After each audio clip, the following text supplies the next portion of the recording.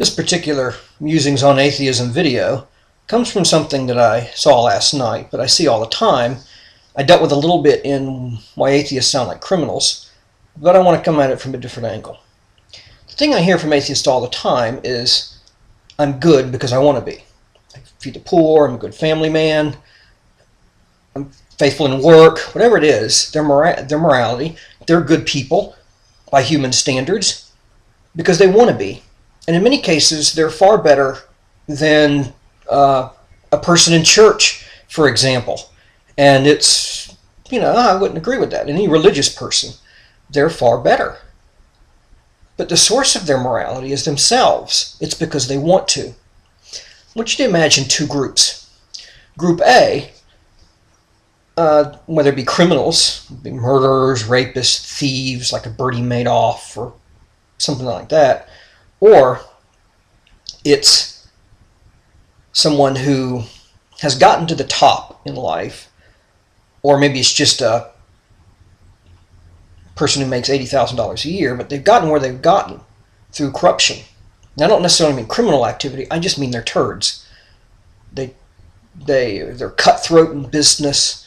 In their personal lives, it's a guy just trying to sleep around. He's trying to get whatever he can to a woman, get her in bed, and will say anything he can to do so. And when he's gotten his pleasure and satisfaction and happiness, he moves on the next day. Whether it's that kind of corrupt human being, or in Group B, you have the good atheist. Gives to charity, he's honest, good family man, good employee or employer, and so forth. But he's a good person by human standards. But the problem is, I hope you can see it, they both come from that same foundation. Group A is corrupt because they want to. Their morality comes from themselves. They cheat, they steal, and so forth because they want to. Group B is good because they want to. But it's the same source. It's the same foundation. Whether both good and evil come from the same source. Now, I don't know about you, but that frankly doesn't make any sense to me. How can good and evil come from the exact source? Themselves. The human beings in Group A do what they do because they want to, as I said. Group B because they want to, but it's their determining their morality. Their happiness, their feelings, whatever it may be, it comes from them. That's a big problem.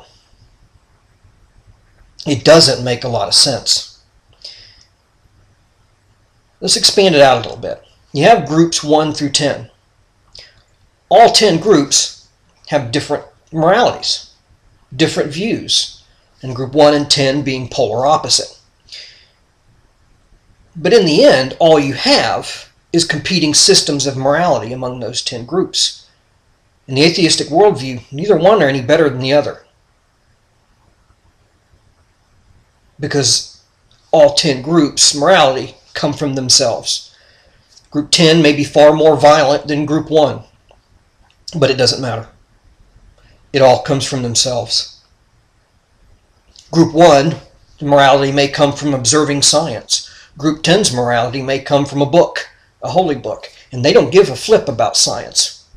They actually view Group 1's morality as evil. They're polar opposites. And in that worldview, science doesn't mean anything, because if Group's 10 larger in number and Group 10 is more violent, Group 1 is screwed.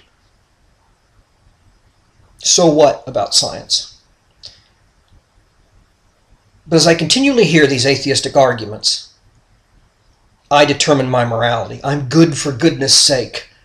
If you need a reason to be good, it's not morality. I'm just good because I want to, because it's the right thing to do. You agree with Scripture.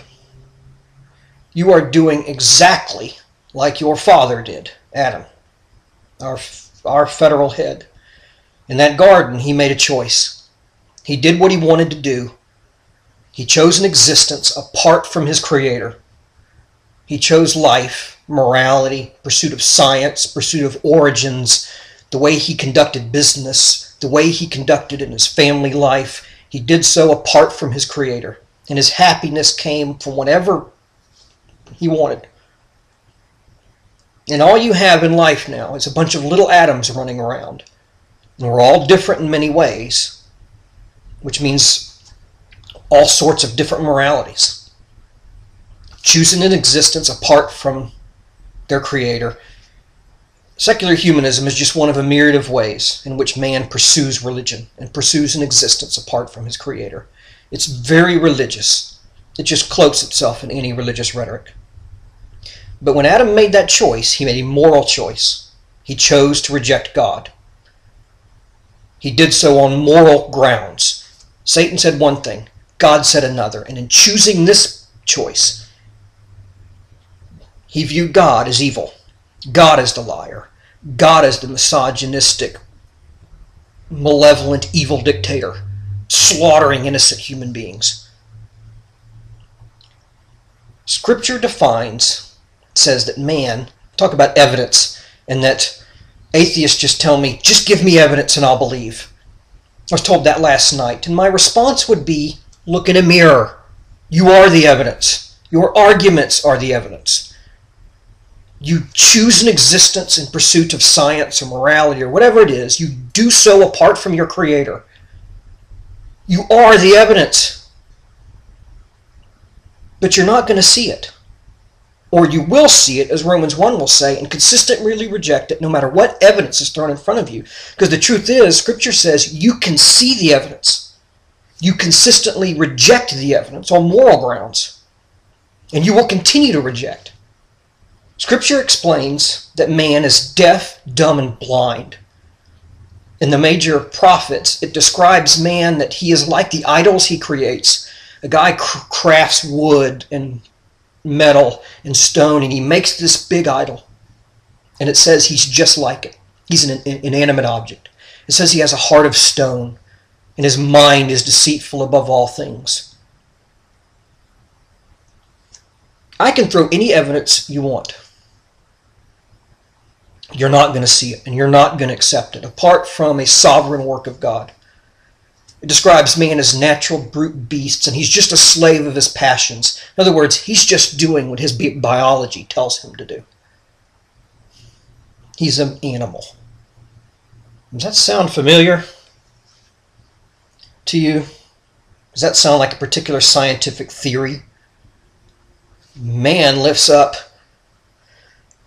that we're just apes, we're just animals. Scripture says, you sure are, but they don't quite mean it the same way. It's just more evidence that a naturalistic materialist agrees with Scripture, just not in quite the way he wants to. God is sovereign. And when the atheist throws up there, like Michael Shermer, and does the universe have purpose debate, show me evidence and I'll believe. And Scripture's going back, no you won't. You're not going to believe. It's not about evidence, buddy. It's also a problem. God doesn't need you. There's a view of God, doctrine of attribute of God called aseity. He's self-existent, self-sustaining. He's fully happy, fully satisfied within himself. He doesn't need us. And such a God is majestic and glorious. Would you approach a king like that way, or President Obama in such a rude way? Prove to me you exist. No.